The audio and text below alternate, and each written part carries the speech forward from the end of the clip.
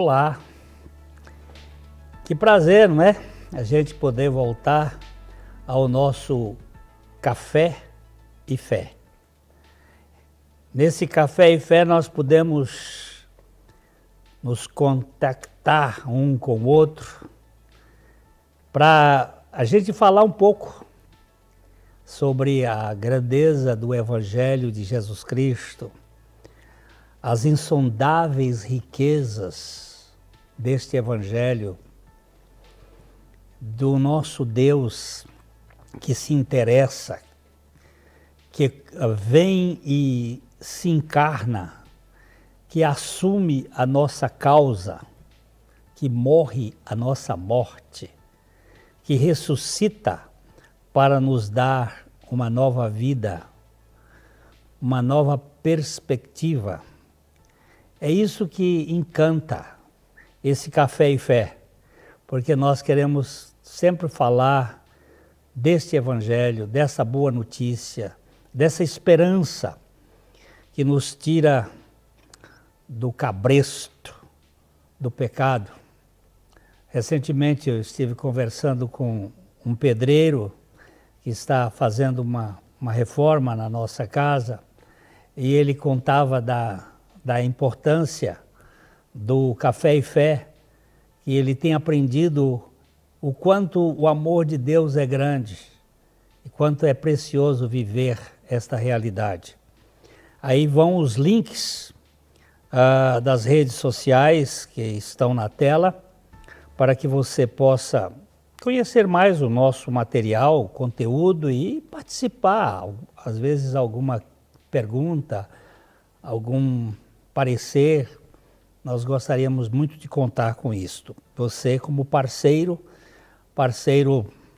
nas orações, orando por nós aqui, você como contribuinte que nos ajude a manter este programa e você como aquele que compartilha o conteúdo para outras pessoas. Nós vamos para um pequeno intervalo e já a gente está voltando.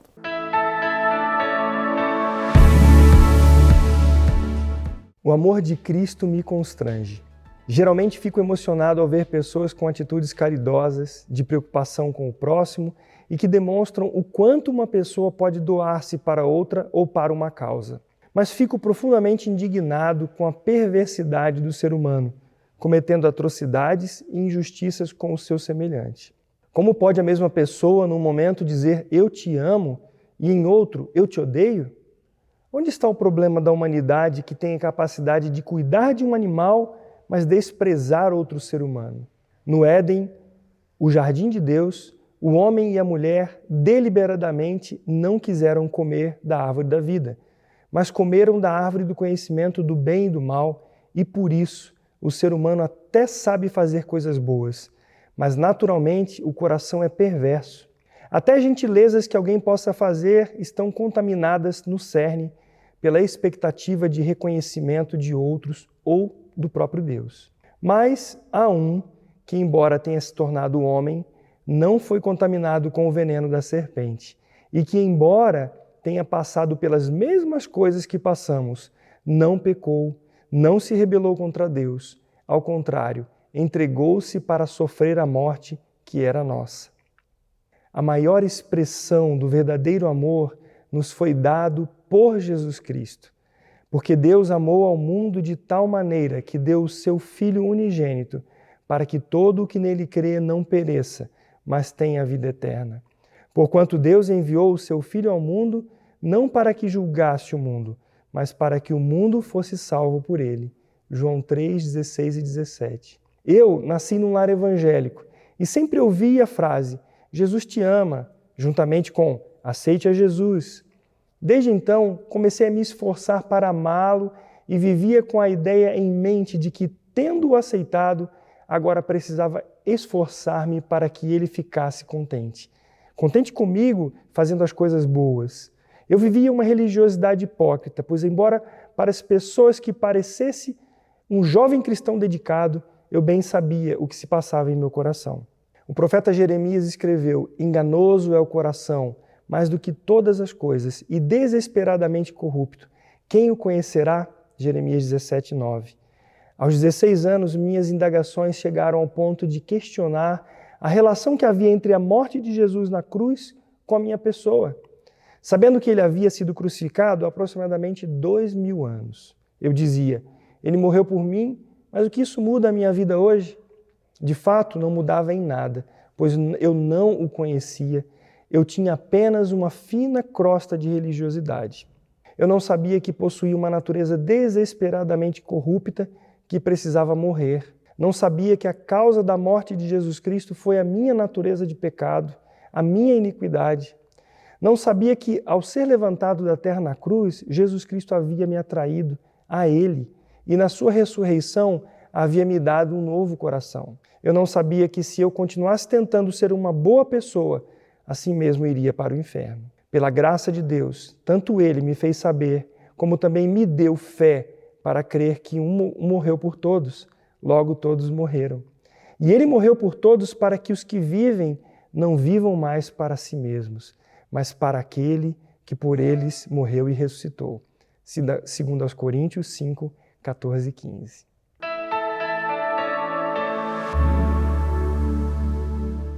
Ótica Higienópolis. Há 35 anos no mercado óptico de Londrina, sempre com novidades em produtos e tecnologia. Nossa equipe está preparada para dar uma verdadeira consultoria, facilitando a escolha de seus óculos para correção ou proteção solar. Ajuste de óculos personalizados, respeitando o conforto e anatomia do seu rosto. Ótica Higienópolis. Avenida Higienópolis, 346, em Londrina.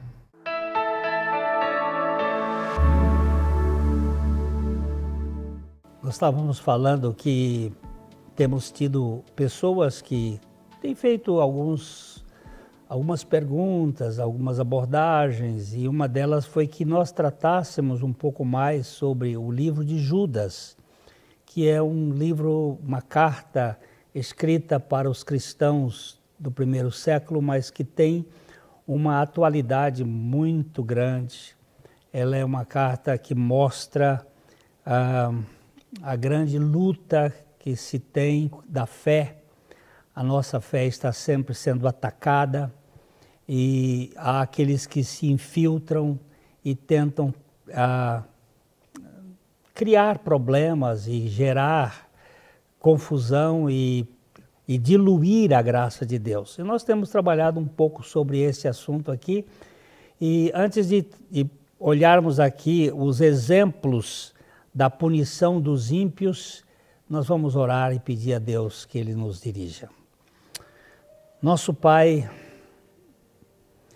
se o Senhor não dirigir as nossas vidas, nós vamos nos perder nos meandros da confusão, das interpretações, daqueles que querem nos iludir com suas ideias, com os seus pensamentos humanistas, com suas ideologias, e nós clamamos ao Senhor que o Senhor traga lucidez às nossas almas, que nos dês o tirocínio para não sermos enganados por ninguém, e que Tu fales aos nossos corações. Nós rogamos também a bênção sobre cada pessoa que está ouvindo este programa e que cada um de nós receba de Ti aquilo que nós precisamos, tanto na nossa vida física, como na vida psíquica e na vida espiritual. E usa este programa para a Tua glória. É o que nós te pedimos em nome de Jesus. Amém. Andando aqui na carta de Judas, nós estamos hoje no versículo 5. Essa carta só tem um capítulo. E o escritor, que eu já tenho falado em outras ocasiões, ele possivelmente Judas, esse Judas é o Judas bom, como disse um autor, não é o Judas Iscariotes. Possivelmente é um irmão do Senhor, e ele escreveu esta carta para exortar os crentes a terem cuidado com os penetras, com aqueles que se infiltram para diluir a graça de Deus, para trazer uma certa confusão e trazer as pessoas para um terreno de dúvidas. Ele vai mais adiante de chamar a atenção, diz: apiedai-vos dos que têm dúvidas, porque a dúvida é este encruzilhada entre dois caminhos, dúvia, para qual deles eu vou seguir. Então nós precisamos ter a firmeza da palavra de Deus para nos manter seguros. Quero, pois, lembrar vocês, embora vocês já estejam cientes de tudo, uma vez por todas, que o Senhor, tendo libertado um povo, tirando-o da terra do Egito, destruiu depois os que não creram. E a anjos, os que não guardaram seu estado original, mas abandonaram seu próprio domicílio, eles têm guardado sob trevas, em algemas eternas, para o juízo do grande dia.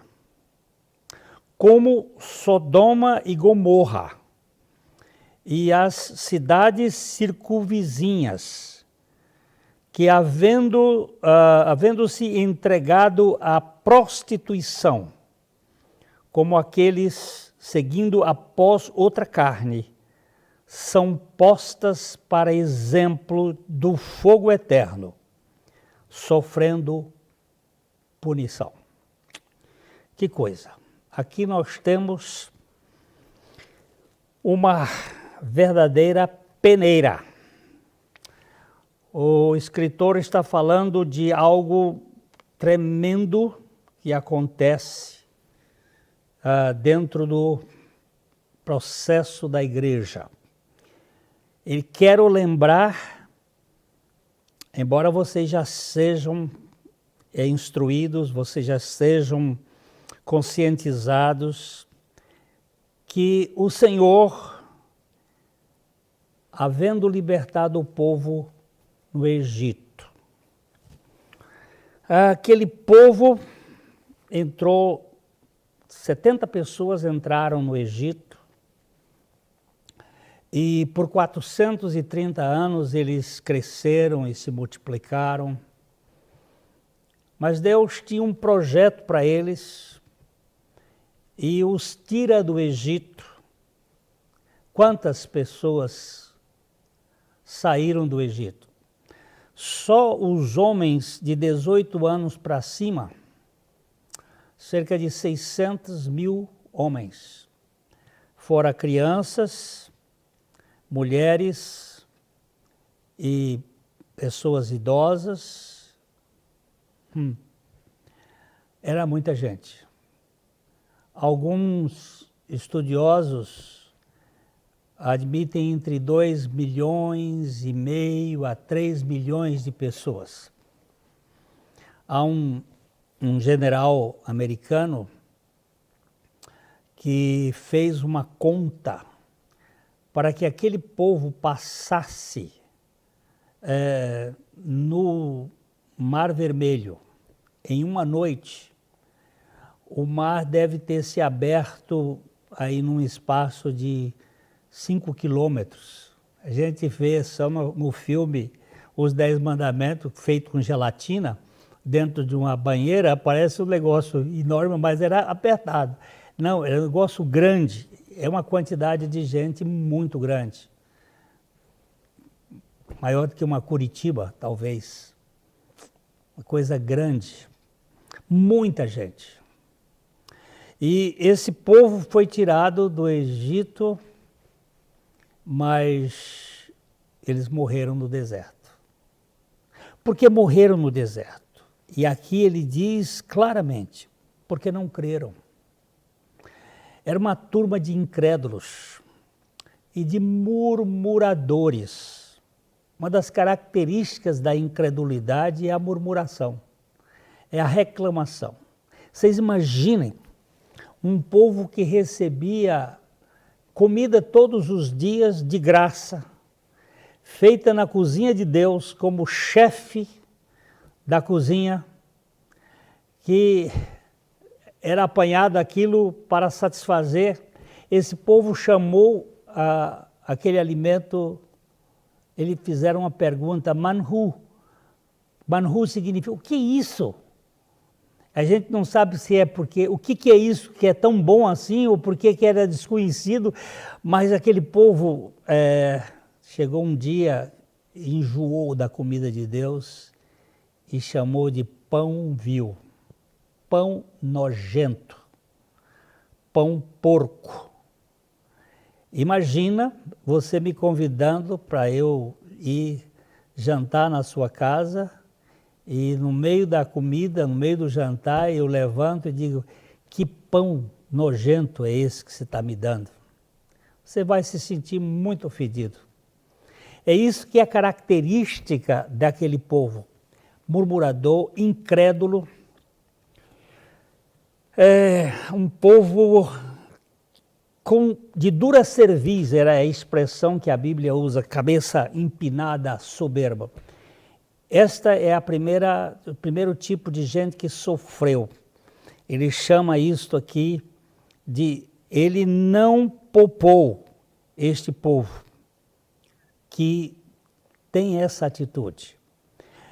Como é que está a sua vida? Você é daqueles incrédulos, ou dos duvidosos, dos inseguros, dos críticos, dos murmuradores que vivem insatisfeitos?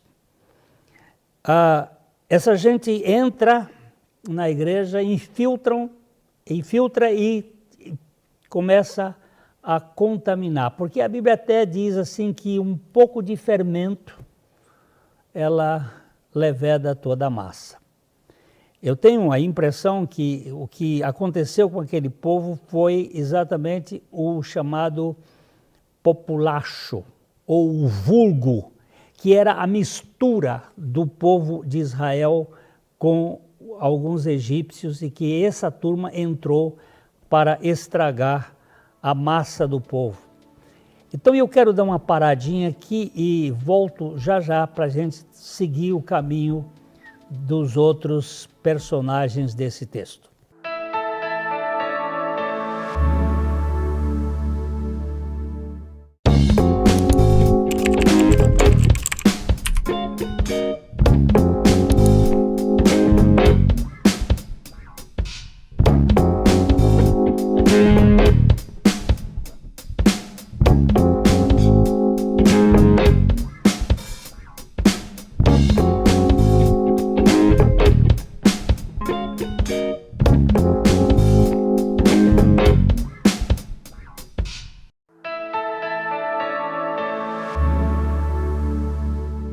Como eu estava falando sobre como a igreja enfrenta, assim como em Israel o povo saiu do Egito e houve os penetras que acabaram incutindo no meio do povo as suas doutrinas falsas, e que fez com que o povo morresse, aquela multidão de gente morrendo no deserto.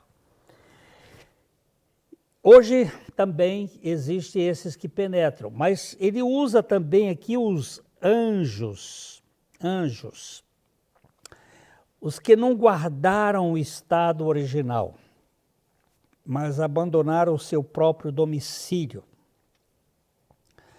Nós temos aí uma certa dificuldade textual que muita gente se debate. Qual desses anjos foi na primeira queda ou foi uma segunda queda? Existem duas possibilidades. A primeira queda, a queda luciferiana, onde uma quantidade de anjos caiu, ou se foi aquela queda possível lá do livro de Gênesis capítulo 6, quando esses anjos seriam anjos, os filhos de Deus, que haviam saído do seu estado original e copulado com as filhas de Deus, os filhos dos homens com as filhas de Deus. É aquela confusão que não dá para entender. Mas são anjos que tiveram uma decisão, porque os anjos, eles são personalidades numa dimensão acima da nossa. Nós estamos na terceira dimensão, eles podem estar na quarta, quinta, sexta. Aí os cientistas estão se debatendo já em cerca de 500 dimensões, e a gente não sabe qual delas está, mas eles estariam entrando para tentar trazer confusão. E hoje, mais do que nunca, nós estamos vendo este campo minado de anjos, tanto os anjos caídos como até mesmo os anjos celestiais sendo usados para tentar cooptar as pessoas para os seus sistemas. O apóstolo Paulo diz que nós não deveríamos sair nem 1 milímetro do evangelho de Jesus Cristo, mesmo que um anjo do céu viesse nos dizer qualquer coisa, seja isto anátema. Considere isto como maldição.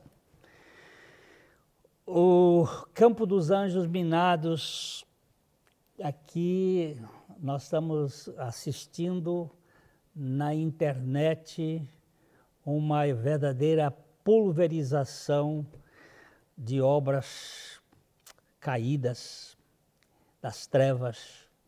E Paulo vai dizer que a nossa luta não é contra carne e sangue, mas contra principados, potestades, forças espirituais da maldade nos lugares celestiais. O apóstolo Paulo também nos diz que Lúcifer, anjo de luz, ele muitas vezes vem travestido com esta luminosidade. E os seus ministros vêm como ministros da justiça. Há uma infiltração enorme na igreja, tanto daquele vulgo do povo de Israel, como dos principados e potestades, das forças espirituais do mal, trazendo confusão na vida do povo de Deus, da igreja, recebendo recados, profetadas e coisas desse gênero. E é aqui que nós precisamos ter uma luta. Ele fala também daqueles que vêm do pensamento da cultura de Sodoma e Gomorra e das cidades circunvizinhas, que, havendo-se entregado à prostituição, como aqueles seguindo após outra carne, são postas para exemplo de fogo eterno, sofrendo punição. Essa cultura da permissividade, essa cultura que faz com que a santidade é confundida com a carnalidade, tem trazido um prejuízo enorme. Nós não podemos negar o que a palavra de Deus está dizendo. Ele diz, ora, estes da mesma sorte, quais sonhadores alucinados, não só contaminam a carne, como também rejeitam governo e difamam autoridades superiores. Preste atenção no que está acontecendo no mundo em termos de blasfêmia, em termos de deboche, em termos de descrédito às coisas de Deus, nessa cultura anticristo que está minando. Ora, o próprio arcanjo Miguel, quando ele contendia com o diabo e disputavam a respeito do corpo de Moisés, ele não se atreveu a proferir juízo infamatório contra ele. Pelo contrário, ele disse: o Senhor te repreenda. E quando nós vemos esta banalização de gente querendo tripudiar sobre o próprio Satanás e falar, isso não é assunto nosso. Nós somos chamados a proclamar o Evangelho de Jesus Cristo. Quem vai tratar com estas hostes é o próprio Senhor. E nós temos que anunciar o que Jesus Cristo veio fazer aqui neste mundo. Como é que nós vamos nos desviar quando nós recebemos a influência do vulgo, da mistura, daquele que se confunde com o humanismo e o cristianismo? Esse vai trazer prejuízo. Quando é que isso vai acontecer? Quando nós estamos dentro da cultura dos anjos caídos, estamos trazendo para a igreja certos aspectos sensuais, provocando um culto de animação puramente carnal. Isto é coisa que não está dentro do projeto de Deus. E quando nós recebemos essa cultura invasiva da carnalidade, da prostituição, da imoralidade, isto também não vem do trono da graça de Deus. E estes três aspectos vão receber duro castigo. É muito claro o que Judas está dizendo aqui. Nós precisamos ter a clareza de que a nossa luta é uma luta da fé evangélica, uma vez dada aos santos. E que nós precisamos receber do Senhor a ousadia, não para ficar discutindo ou brigando com ninguém, mas a proclamar o evangelho das insondáveis riquezas de Cristo. Jesus Cristo não veio para fazer de você católico, protestante, evangélico, espírita. Ele veio para fazer de você filho de Deus. Nem todas as pessoas são filhas de Deus no sentido espiritual. Todas são criaturas de Deus. Deus nos criou. Somos criaturas divinas, mas filhos com o DNA espiritual é este. Jesus veio para o que era seu, os seus não receberam, mas a todos quantos o receberam, deu-lhes o poder de serem feitos filhos de Deus, a saber, aos que creem no seu nome, os quais não nasceram da carne, não nasceram do sangue, nem da vontade da carne, nem da vontade do varão, mas de Deus. Não é uma questão de consanguinidade, não é uma questão de instinto, não é uma questão de volição pessoal, mas é uma questão do Espírito Santo ter convencido do pecado e dado a vida de Cristo. Fica aqui a nossa expectativa de que você receba o Senhor Jesus Cristo como o único Salvador e Senhor da sua vida. E também receba o nosso abraço, esse abraço de coração para coração. Até a próxima.